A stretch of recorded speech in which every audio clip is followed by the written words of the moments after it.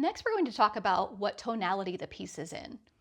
And I like to use the term tonality because there are lots of tonalities, not just major and minor tonality, even though major and minor is what a lot of piano students only experience, as well as all of Western music, right?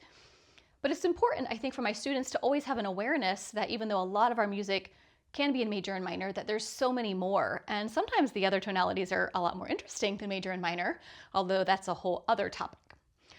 I think it's confusing though sometimes for students when we talk about major and minor tonality, especially when we start by teaching major and minor chords individually.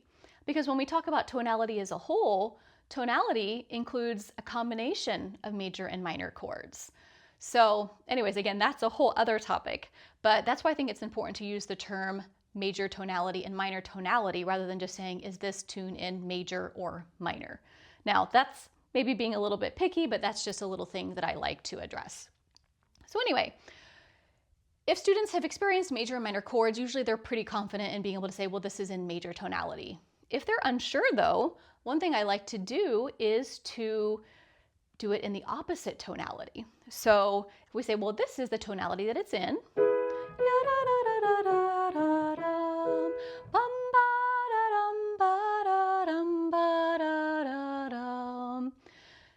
what if I did it in the opposite tonality?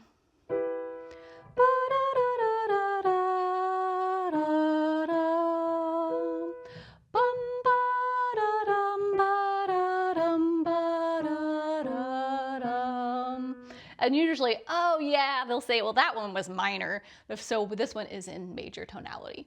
Now, of course, how you address tonality with your students can vary sometimes depending on if you use any kind of tonal solfege syllables. So if you use, for example, movable do with la bass minor, you might talk to your students about the fact that do is the resting sound, and so we know this is major tonality. If it was in minor, we would say that la is the resting sound because it uses a sliding scale, which each tonality is based on what note of the scale that it actually begins on. So it just depends on how you approach things with your students. So this song is in major tonality. Now let's go on to key context.